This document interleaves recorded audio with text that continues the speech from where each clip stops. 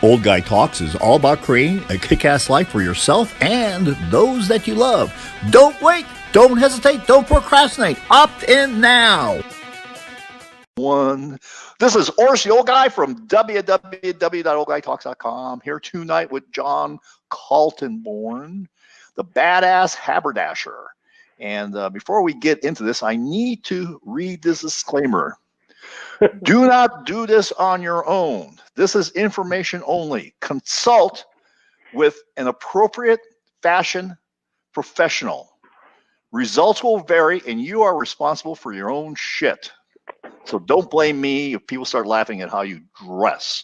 So, John, just a few little things about John. In the background here, he's been 20 years, was an athletic trainer for a number of years. That's why he looks so fit. He had his love of clothes and haberdashery really started when he was working with a men's basketball team. Yep. And for about 10 years, he didn't have it before because when he was starting a relationship, the first gift he got from his wife was a wardrobe, and now he's teaching men how to dress. And in 2019, men really need to learn how to dress. Men really need to upgrade their packaging, not their package, their packaging. That's a whole nother discussion. We are T-shirt nation, and we're all guilty of wearing more T-shirts and more sweatpants. I used to own a whole bunch of suits. I have one suit and one sport coat, and that seems to get me through the day. And you see a situation where if you're going out and there's someplace out for dinner or the movies or a nice show or something like that, and the woman is all decked out to the max and just looking like spectacular, and the dude with her is wearing pants they're dirty, that have holes that are not. They're not supposed to be there. They're not. He didn't buy them with the holes there. He's got T-shirt for those. That's right. He's got a T-shirt with food stains on it, and his hair. It looks like he hasn't combed it since he left the womb. I mean, he's a total mess. And you're sitting there, you're wondering, is like, what is this hot woman doing with this loser? It's like, is it really that hard? So John, with that intro, I'm gonna ask you to kind of tell us, because you talked to me a little bit about how your father instilled the importance in you about dressing properly, and let's kind of tell us a little bit about your background, and then we'll kind of move on to some other things. Okay. Well, I grew up a lower middle class family in Pennsylvania. My father was a speech pathologist. My mother was a fourth grade school teacher. Mom retired when my sister and I were born. Dad was bringing home the only income. And as a speech pathologist in the 70s and 80s, he wasn't pulling in six figures. But every day that he walked out the door to go work, he worked for Easter Seals for a good portion of his career. He had a coat and tie on. And I remember looking in his closet, and it was sport coats on one side, suits, pants on the other side, ties were hung neatly. And this was a man that was just scraping to get by and to support his family. But every day he walked out into the world, he had a coat, he had a tie on. And my mother's father was a physician. He, until basically he got lung cancer later in life, but he was a physician. He had a tie on. I always saw him in a tie, in a pair of pants. So I was surrounded by it when I was young. And one of the most impressionable things that happened to me early on was my dad, we went to go see his father in Florida for a trip. And we were flying from Florida from Pennsylvania. Well, Dad, on the plane, like, we're getting ready to go to the airport, and he's got a coat and tie on, and I'm like 6. So I'm like, well, Dad, why are you so dressed up? And he I'll never forget this, Horace. He looked at me and he said, because, John, flying is a privilege. Not everyone can do it, and you should treat it as such. And it just, like, boom, right there. And to this day, if I'm going on an airplane, you will not catch me without a sport coat. Will not happen. My wife and I have kind of gone around and around. She likes to fly comfortably, and I travel like this. The first time we flew somewhere was it's really funny. we were dating, and we went to St. Thomas. We went to the Caribbean for the week of Thanksgiving. I show up to pick her up to go to the airport. I got a sport coat hanging in the back, and she just looked at me. She goes, "You're not wearing that, are you?" I'm like, I look at her. She's got like her matching sweats and a pair of sneakers, and I go, "You're not wearing that, are you?" and the best part was, a month later, she gives me a new wardrobe because she didn't like what I was wearing. So, oh, that's pretty funny. Oh yeah, it's always been around me, Orest, and I liked, once I got into the world of men's basketball. Basketball and fashion kind of go hand in hand. And any locker room, I don't care who you are, if you've been in a locker room, whether you're a man or a woman, you know how cutthroat it is. And like everything is fair game. Nothing is off limits. Sure. And I remember the first year I was working, so I did 10 years with the James Madison University men's basketball team. My second year, they got a new coach, and he brought in a whole new staff of high rollers, guys, that played overseas, guys that played at Duke, Miami, really, really high level guys. About a month into it, he brought his suit guy up from Atlanta, and I walked into the staff locker room, and there are sport coats and fabric swatches and ties. And I was like a kid at a candy store. I was like, oh my gosh, this is amazing. And knowing full well that I couldn't afford any of it, but that I knew that was coming down the pike. So he got his guys some custom suits. The home opener for that coach for that year, I'm walking into the staff locker room. I have my, my little garment bag of clothes. I have to, I'm on the bench. I have to look nice. One of the assistant coaches, played professional overseas, guys, high roller, had a Rolex on his wrist, a pair of custom Gator shoes. I think they were Gator skins. And then he had like a $5,000 suit in the garment bag. And we're walking in the locker room together, and he looks over at me. He goes, "Chief, what do you got in the bag? Like, what are you bringing? It's a home opener. You got to look good. You got to make an impression." And I start rolling through the Rolodex of what's in my bag, looking at what he's carrying. I had a blue sport coat from a company that was long out of business, a pair of pants, a shirt. I have no, I wanted to crawl into a shell. But that cutthroat environment was every home game. What are you bringing today? What do you got? Like, what's coming? Like, oh, you got to do better than that. You can't wear that out there. No, you got to embarrass us. So the haberdasher he came out of a defense mechanism. I had to learn how to dress just so I wouldn't get just ridiculed and destroyed in a locker room, 3 days a week. Oh gosh. Well, let me tell you my airline story in sport coats. So I was just graduated the 8th grade. Okay. And I was flying from Chicago to, I guess it was to Phoenix. I think so. And I had been to. I was reading. That was a time. That was a long time ago. I'm a lot older than you are. That was in the 60s. Okay. And during that time, the James Bond books just came out. Ian Fleming. Yeah. And so I was, and everybody dressed up on the plane then. I mean, that's perfect. And so I was sitting there with my turtleneck and my blazer and everything else. Nice, good luck. And he was sitting there, and this is when they still had free drinks in Coach. And that dated you right there, bro. That dated myself. Just a few more things that will tell me they actually serve hot meals in Coach. And I guess we're supposed to call them flight attendants, but back in the 60s they were stewardesses. Yeah. And she looks at me and she says, "What would you like to drink?" And James Bond had just gotten out of the shower, and he was having it with a woman, and he was just I was in the 8th grade, and he was having a Bloody Mary. You didn't. I had a Bloody Mary. She looked at me, and then she saw how I was dressed, and she figured, oh, he must be close to 21. That's awesome. But that makes a great point, though. You just proved the point that if you dress the part. Now, if you had been dressed like in a pair of like pajamas or something like that, you got no shot at getting that Bloody Mary, brother. That's right.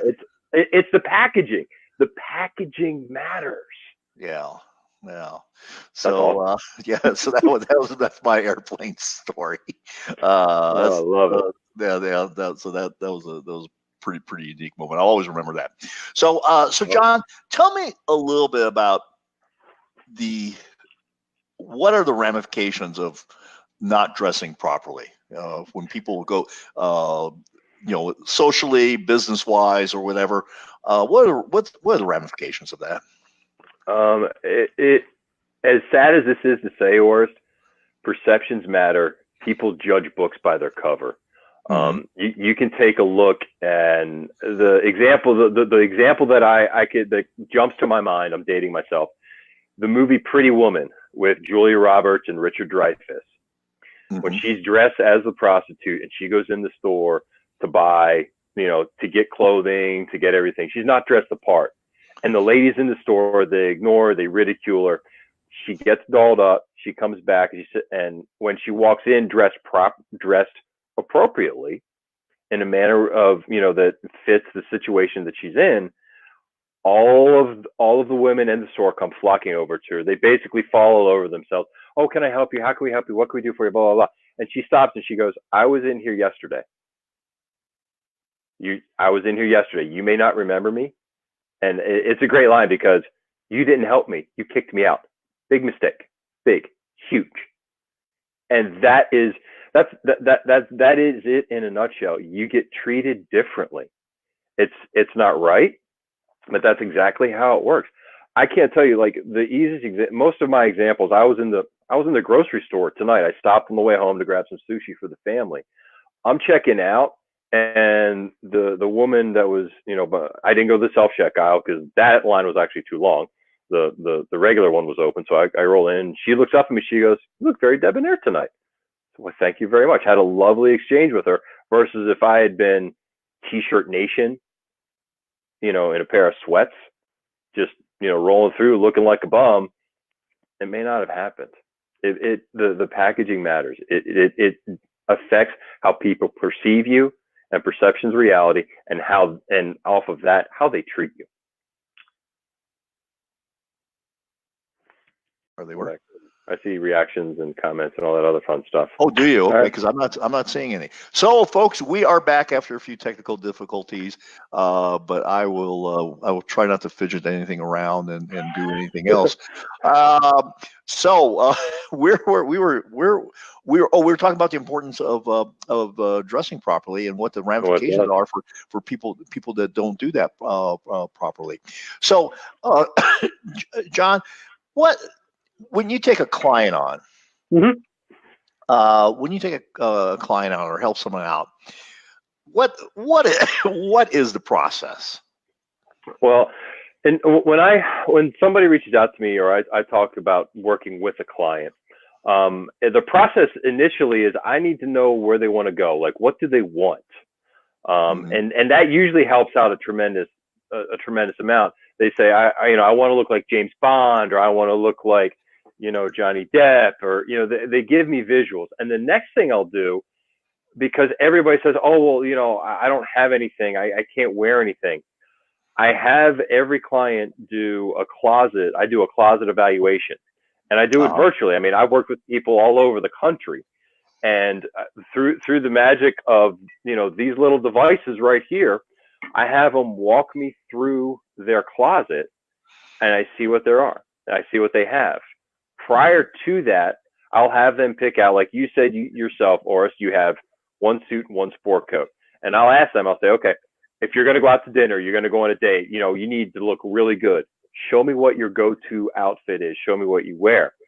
I need to see the tendencies between what they bring me. So if you do that, I'll see what you like, and then you'll take me into your closet, and I'll start to see tendencies and patterns hanging up in your closet that you never even thought of.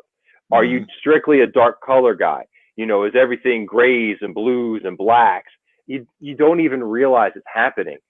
I go in and I look at it and I start to see patterns. I say, okay, well, all your colors are dark. You want to look like James Bond. We can do, Bond is pretty, standard monochromatic, doesn't have a lot of color in his life.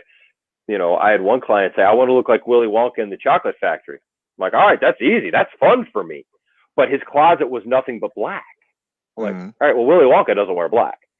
So I mean, I basically just, I pull the dipstick out. It's like a fashion litmus test. I pull it out, I see where you are, and then I start the process of, let's start incorporating you. Let's start teaching you the skill set of how to dress the way you want to. Mm-hmm. Okay. Yeah. And when you do that, Mm-hmm. what I'm trying to get an idea of style. And Okay. when you said what kind of style, and is style something that matters with age or other things like that? I mean, what do you how do you address that issue and someone that maybe actually has no style? Let's Yeah. take the worst case. Let's take the worst case scenario, and you Okay. got someone that has no style, or they have really bad style, Mm-hmm. and how do you do that transformation with them? It's an educational process, and they need to be coachable. I take a look at, worst case scenario, they have no style, they have no idea of color. They don't see things. The hardest clients to work with are the ones that are colorblind, because it's so hard to match shades. That is a huge limiting factor. That's like totally handcuffing. But how do I start that process? It becomes a weekly kind of homework of, I want you to take a look at some colors that go together. And the thing that I tell all my clients when I work with them is, Mother Nature puts colors together perfectly. Valentine's Day is coming up, and here's what I mean. Valentine's Day is coming up. So if you walk into the flower shop, you will see shades of pinks with purples and blues and whites, and they look amazing together. So this tie, like, you take a look, this tie it's a light lavender. I've got a blue, I've got some gray. You can look around you. It's all in how you look at the world. You shift the vision just a little bit so they can see what colors go together. And all you do is you say, oh, well, that flower arrangement looks great. You walk into the men's store and you see, oh, well, there's a pink pocket square that matches the pink rose, and there's a red lapel pin that matches the red that's in that arrangement, and you start to pull everything together. Mm-hmm. That answer your question? Yeah. So when you start, because I see you wear a lot of vests, a lot of what do they call pocket squares and things like that. Pocket squares, lapel pins. Yep. Lapel pins. How do you put that all together? And I think you kind of alluded about when you look at colors in nature, but where do you find it for like the individual man? In terms of putting it together, whether they get a pocket square or do or not, and those type of little things here and there. Well, back in my basketball days, when I was trying to figure all this out, I had a lot of time on team buses. My nose was in like a GQ or an Esquire, and it helped me kind of see things. So how do I put together a pocket square with a lapel pin and something like that? It becomes what colors look good together naturally. There are certain colors that have a flow that work together. And the thing that I like to teach my clients, you're old enough to remember this. Do you remember Garanimals for the kids when you were little? When they were Sears and Roebuck, they had the animals that would match colors, so the kids could pick out their clothing. My mom would take me to Sears, and like, you'd match the green hippo with the green hippo shirt with the green hippo pants. And no, I don't know that. Okay, I'll take your word for it. So yeah. But here's the thing. So when in the 80s and 90s, when fashion started to make a comeback, like pocket squares, lapel pins, all that, you would go and you would get like you would get a tie that had a matching to the pattern perfectly pocket square. So you would have a tie and a pocket square. Right. I don't like that. It's the easy way out. It's the lazy man's way to do it. It's the non-thinking, I'm going to put zero effort into this and just kind of try and see if I can pull this off. And like that now, so if you take a look at my guy on that I was wearing earlier, I've got a red pocket square. in front of a white one. Both of them are folded differently, and it just brings a little pop of color, a little bit of something that works. Shades of color. Valentine's Day is this month. Red, pink. I'm incorporating that into all of my ensembles. So I'm very long-winded. How do I do that? I pull a color and I'm like, all right, well, does it go with this? How are the shades? I rarely ever try to match to the shade. It's way too hard these days. Unless you go to like JCPenney or Sears and you get the matching tie and the cummerbund and the shirt, and then I just want to bash my head through the wall. You better not go shopping with me, John. No, that's the fun of it. I've got a great story that I want to share with you. How I learned to see, how I learned to. Oh, my wife said, "Oh, there he is." There we go. I guess that's what we're saying. How I learned to shop. So I have a sibling. My sister is 3 years older than me, and when she turned 16, I was 13. And this was back when all the, like, going to the mall in the mid 80s was all the rage. And she's like, she got her driver's license, and she's like, well, I'm going to the mall with my friends, Mom. And I looked, and there were like 4 girls and my sister getting in a car going to the mall. And I was like, I asked my mom, like, can I go? And my sister let me come with her. So I learned how to shop around girls. Okay. Like I don't shop like a guy. Like I don't shop like a guy. I shop like a girl, and it's a huge asset for me. It helps me save money, and it helps me, I can zip through a store fairly quickly and fairly efficiently because of, 3 years of hanging out with my sister and her friends going to the mall. Mm-hmm. Okay. All right. Like that. So are there things that you say when you're consulting with clients? Are there certain patterns that you say you don't put together? Don't do this, don't do that. What kind of things? What kind of advice can you give people on that? Typically, I mean, they're the safe patterns. You don't want to mix like stripes and polka dots and what this is called a window pane. So like checkers and stripes. Those are like standard old fashioned rules. Don't wear white after Labor Day. You hear a lot, you don't want to wear a black pants with brown shoes. But as people evolve and get more comfortable, you can start to mix and match. You can start to bend those rules and break those rules. Mm-hmm. They say you're not supposed to put pattern upon pattern. That's a big one. You don't want to put a pattern on top of a pattern. But if you look, I've got checkers, I've got a window pane, and then if you look at my shirt, sure. I've got another pattern. I've got a pattern on a pattern.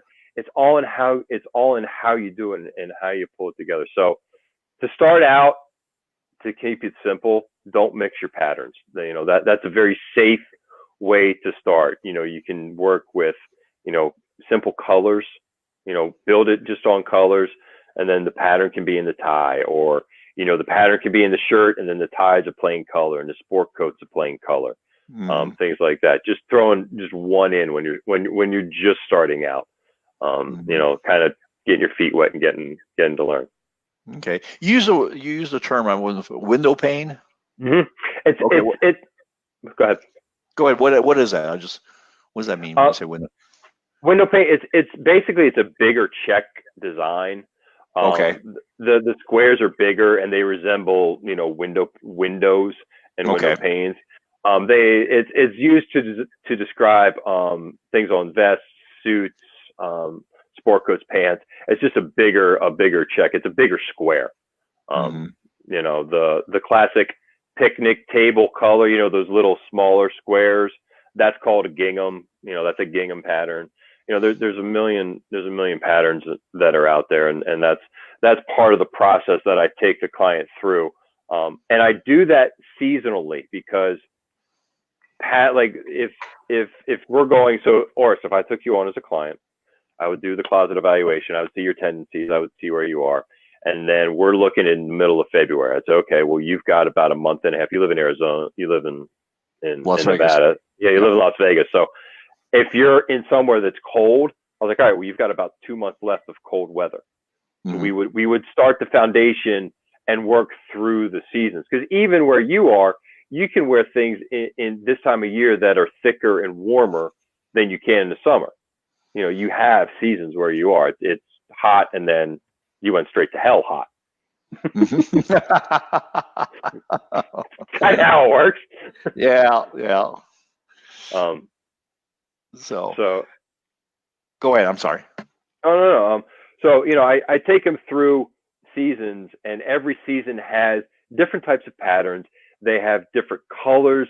Spring is a time where bright colors are used. You know, you look at Mother Nature.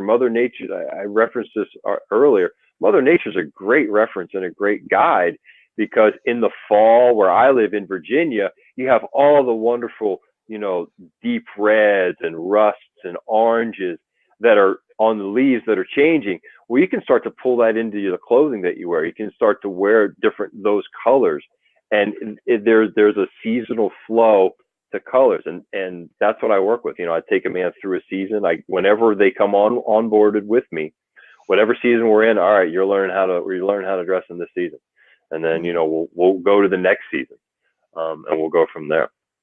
Okay. How do you relate people's skin tone, their pigmentation, those type of things? Are those a factor in picking colors for someone? Yeah, they are. Oh wow, I need my power outlet. Yes, that's definitely something. You know, you don't want to.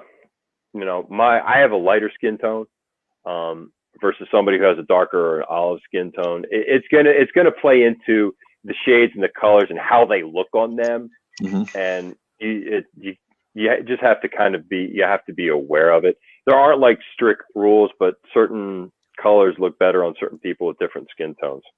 Okay. All right. Okay.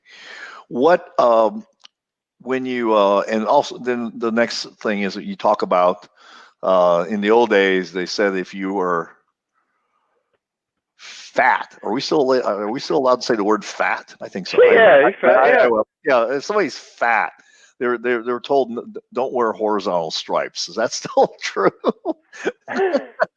Yes, because they say vertical stripes are slimming, but if you're fat, you're fat. You can't hide it. I don't care what you're wearing. Okay. So let's say you happen to be. What kind of things can you do to make yourself think that you look slimmer? Well, in today's fashion for men, with everything being so tailored and so form fitting, you don't want it really, really, really, really, really snug. You want things to fit, but you don't want it to be super tight. The patterns, like you said, stripes typically, historically, you know, are slimming. I use air quotes for the crowd, slimming. Okay. But you know, it becomes, you know, now it's more of how do the clothes fit, because you can do more with how they fit than patterns, because the patterns are all over the place right now. It's actually a great time for patterns. Okay. All right. And when let's talk about if you have, let's say, if you're on a budget, what would you say are the 5 things that a guy should have in his closet in terms of clothes? What are the 5 things that he should have? Outside. I mean, I'm talking about clothes. I'm not talking about shoes I'm talking about clothes like sport coats, suits, shirts, pants. What should be the basic things a guy should have? Okay, so 5 things. One thing, and it goes across the board. I don't think it's ever going to go out of style. Is a navy blue blazer. A blue blazer is a staple, and it doesn't have to be the classic navy blue. Typically, a blue blazer, and then maybe a gray. The budget part, I'm thrilled that you brought that up, because I built, if you ever go to my Instagram page, it's John M Kaltenborn on Instagram, every picture that you see came out of my closet. I built my wardrobe over the course of 10 years. That's about 15 now, making less than $50,000 a year and supporting a family. I'm not flush with cash. Mm-hmm. There are excellent stores that you can get really good buys, and it goes back to my learning how to shop and when to shop to get the bargains. Mm-hmm. So the 5 things: you want a navy blue blazer, you want a good solid white dress shirt, probably 2. I don't say 1, you need 2, because let's just face it, you're gonna go out, you're gonna do something, and shit's gonna go on your shirt. So you got to have a backup. Mm-hmm. One tie. I don't care if it's a bow tie, if it's a regular tie. One tie. Mm-hmm. Color, something to go with the blue. It could be, just something like that. So we've got navy blue blazer, 2 white shirts, red tie, and a good pair of dress pants. Typically, if you're building and you're just starting out, gray or tan, like the khaki tan, Mm-hmm. super safe. Those are like staples, have been around since I was knee high to whatever. Those 5 things, Okay. and it's a great. Those are 5 great foundational pieces. Okay. Speaking of shopping and being on a budget, have you ever done shopping at the secondhand stores or Goodwill? Yes, my best find. I got 5 suits, and they were custom. One of them is a Brooks Brothers. One of them is a Saks Fifth Avenue. One is two of them were custom made by a tailor in West Virginia. I got 5 suits and probably 4 sport coats at a garage sale. Oh wow! Less than $100. Sure. For the whole thing, and it was one of those. I put it on and it happened to fit. I actually knew the family that was holding the garage sale, so I felt perfectly fine doing it. Oh yeah, secondhand stores like Goodwill, you can go to Goodwill, you can find something, and then you go take it to the dry cleaner. You're good to go. Yeah, especially if you're go to a Goodwill that's in a good area. a good neighborhood, a really good neighborhood. Yes.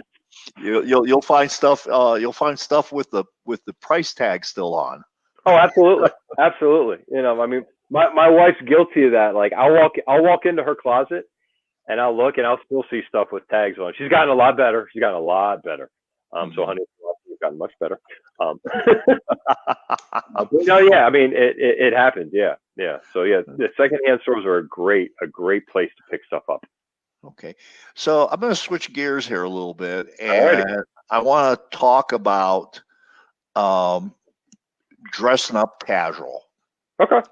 And you see some looks and tell me how people, what's the best way to really dress up. Let's say a pair of Levi's or jeans, regular jeans or black jeans, with maybe a shirt with a collar, maybe with a t-shirt, maybe with a sport coat. What's the whole look there?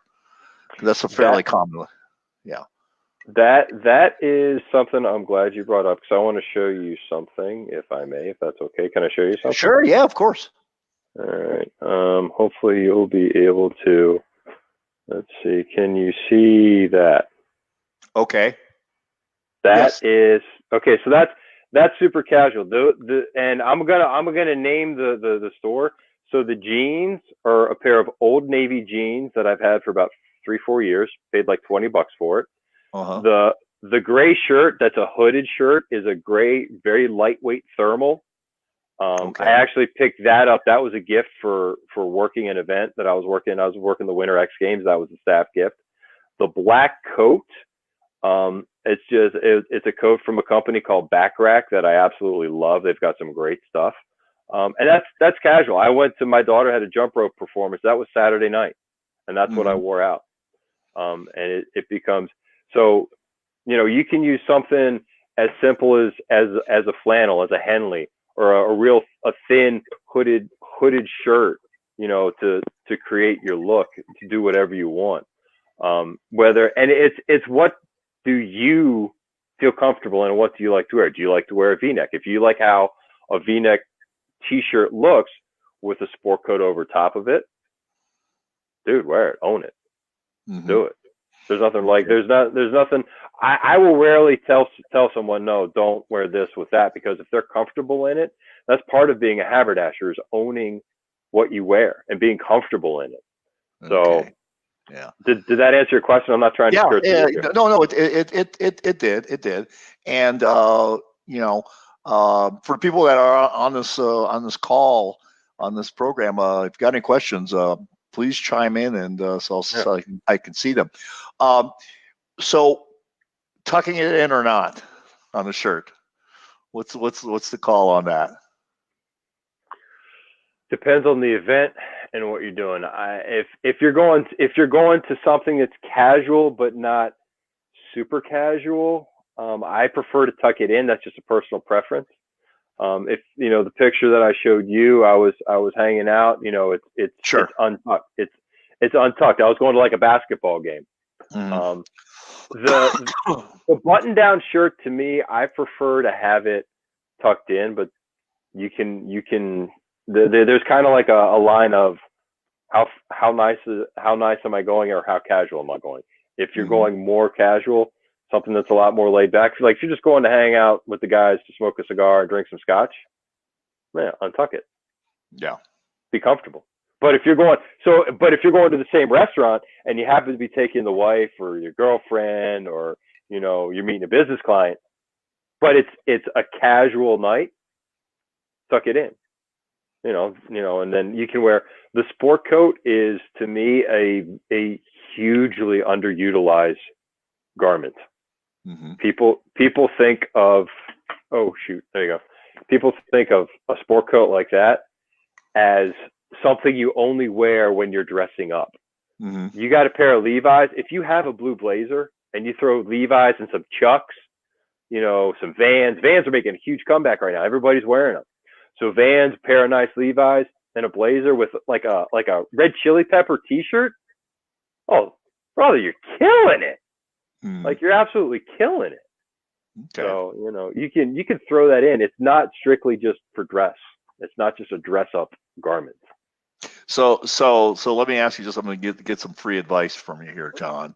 Oh, sure thing, brother. So, and then also for our viewers, you can order these if you go to oldguytalks.com and get yourself some swag. And just so you know, nothing cheap touches the old guy's flesh. Nice. I like that.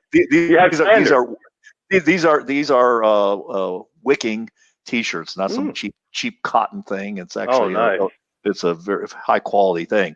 So if I wanted to, I'm going to an event a week from today, and it's a guys thing. It's actually a guys group. I'm figuring out whether they're going to figure out whether I fit in, and I'm going to figure out whether I fit in, and all that stuff. But then we're going to have cigars. The first hour is cigars, and so I think I'll be fitting in. But so if I want to wear my old guy's T-shirt, and by the way, just so we know, we have a full. You can do the full reverse Monty, where we have the hoodie. Ooh, nice. Let me show you there's a sweatshirt. And again, it's a high quality, heavy duty, heavy gauge sweatshirt. We have the hat here, the Old Guy Talks hat. Love it. You get a mug, which I don't have to show you, and then there's also an Old Guy Talks rocks glass. Oh, you win. And sweatpants. It's a full reverse Monty that you get, and part of your purchase does go to charity. So now I got that commercial in. So John, what do you say? I have a black blazer. I have a blue blazer. How do I dress this? How do I dress this thing up so I can go wear it? And I'm going to a very, very fancy country club, maybe one of the fanciest ones here in town. Okay. If you're going to one of the fanciest country clubs in town, you're asking me how do you walk in wearing your Old Guy Talks T-shirt? With a blazer and all that, and dress because everybody's going to be pretty casual there too. Okay. It's a bunch of guys smoking cigars and having dinner. That's cool. The thing for me is when you put the blazer on, it's probably going to cover your logo. Mm-hmm. Like let's think about this. So when you put it on, you're going to cover the logo. So to me, it's defeating the purpose of wearing the t-shirt under the blazer. If you have something that it has the logo where it could be seen, like if it's centered kind of in the chest and not off, on one of the breasts, it'll be easier. That is, so you've got navy blue right there. It's a navy blue Yes. t-shirt, and you've got a black blazer, and you said a blue one. Yes, sir. Okay. What shade of blue is your blazer? It's a traditional navy blue blazer. Okay, so you're going blue on blue. That one kind of strikes it out right now. I wouldn't go blue on blue. You could pull the black off, but I would wear a lighter shade of pants, like a lighter shade of like light jeans, whether they're like a light gray or a light blue. I see the wheels spinning. You're going through your closet right now. I absolutely love that. What color? So if you have something that is a lighter color, you can make that work. That light color, the light color on the bottom with the black on top. And here's the one thing that I would encourage you to do: throw a pocket square in that match it, that is a shade or two off. Don't match of the red that's on that old guy right there. Okay. If you have, because what will happen is as you're talking, the logo will start to creep. They'll see it, and the reds will play off each other, and it'll be a color thing. And a red pocket square done tastefully, just showing just a little bit in the pocket on a black blazer it looks very, very sharp. It's very powerful. It's a very powerful combination. All right. And do you ever recommend wearing a blazer and something like that with some Lululemon sweatpants? He's going. No, thank you. I haven't. I'm not gonna say have you lost your ever loving mind. But there's probably pretty close.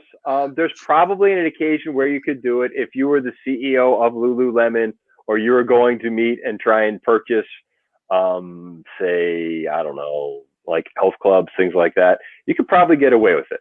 But well, I don't think my wife would let me walk out of the house like that.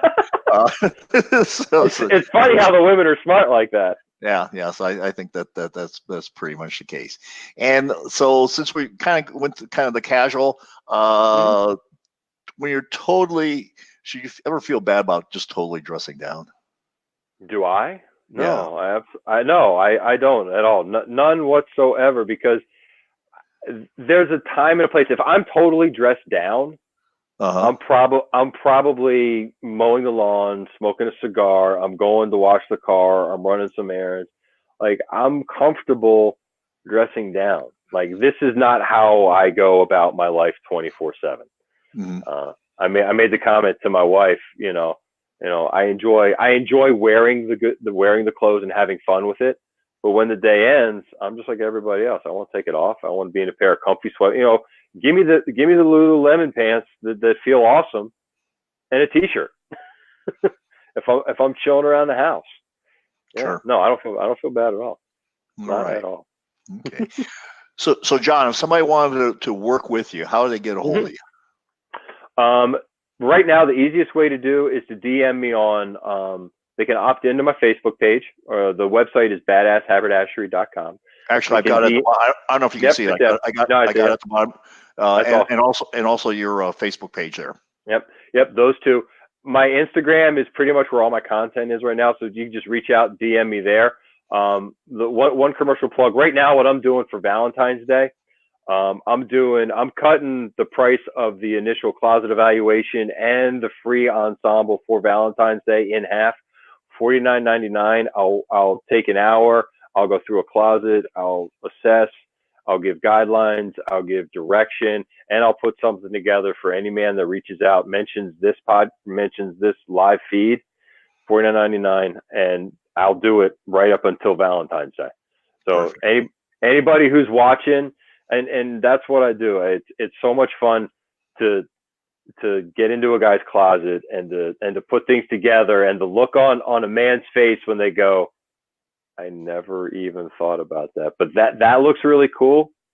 The better look is when that man walks out of his closet and his wife sees him, and the wife gives him the look of, oh yeah, honey, yeah, that's nice. That's one of the advantages of upgrading your packaging.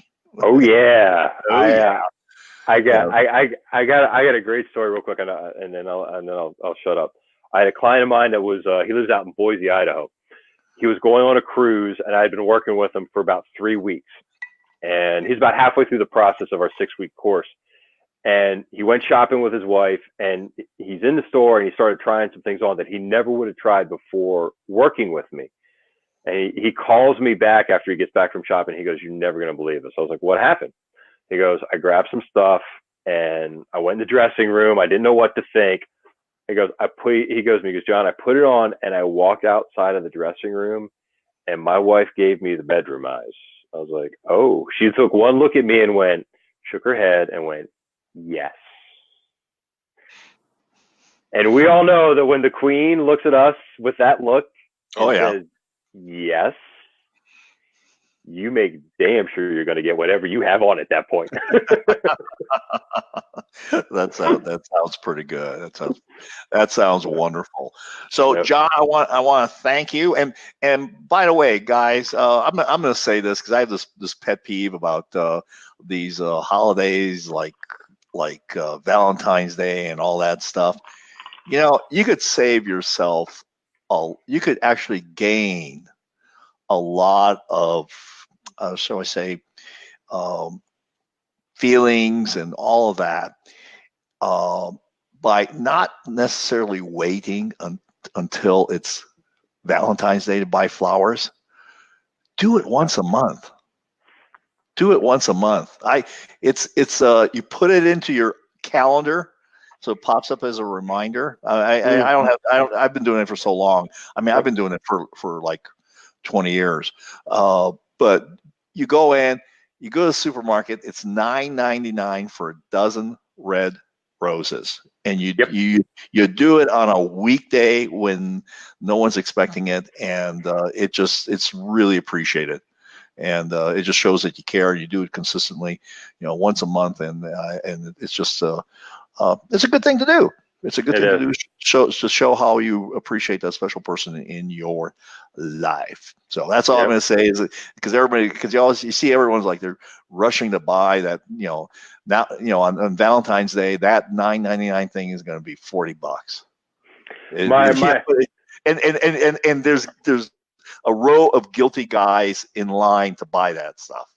Yeah, I got a voice message from my wife this morning, and this is exactly what she said to me. She goes, "Don't get flowers because I already have flowers on the counter. I don't want or need you wasting your money on flowers right now." I was like, and that's a great thing to hear because it's the norm. It's not the exception. Yeah. My wife hates retail, paying retail. So she does. And on Valentine's Day, it's super retail. Every poor bastard that hasn't done it all year. And the same thing goes for that overpriced dinner. Oh gosh, yeah. So everybody seems to do that, and go do that. So, John, I want to thank you, and folks, right there, you can see at the bottom of the screen how to get a hold of John so that he can work with you or that significant other person in your life that you may say, "Oh gosh, you need to work on what you're wearing. You need some professional help. You need a makeover." So this is we got one comment here. Let me see what that. Oh, hi Angela. Great tip. Flowers for no special occasion mean more than flowers on a holiday. Absolutely, Angela. You're absolutely correct. That's it's like I said, you got these Hallmark holidays, Valentine's Day, Mother's Day, all that stuff, and it's just if you do it on days that are not special occasions, especially on a weekday. I was buying flowers once, and And somebody, and the woman at the cash register looks at me and she goes, "You must be in really big trouble to be buying flowers on a Tuesday morning." Yep. And I said, "No, I'm not. I just do it on a regular basis." So, that's awesome. All right, John, thanks again. This is Orsi, the old guy from www.oldguytalks.com. Remember, go to my site and buy some swag, and you can wear it with a sport coat. There's also sweatpants that I failed to mention that has Old Guy Talks on the butt. You can wear those, and especially if you have someone in your family that has sweatpants that has juicy on the butt, you can wear Old Guy Talks on the butt and be the talk of the people at the mall. People will come up to you and say, "Where did you get those pants?" Remember, folks, it's all about creating a kick-ass life for yourself and those that you love. Take care. Yep. Awesome. Thanks, Roy. If you are interested in creating a kick-ass life for yourself and those that you love, then become a member at oldguytalks.com and get access to the cave area, where not only do I have my interviews with doctors on cutting-edge therapies for erectile dysfunction, but I will have other things that are posted in there that will help you create that kick-ass life that you want for yourself and others. And we're going to be talking a lot about different kinds of vices and virtues. So opt in and become a member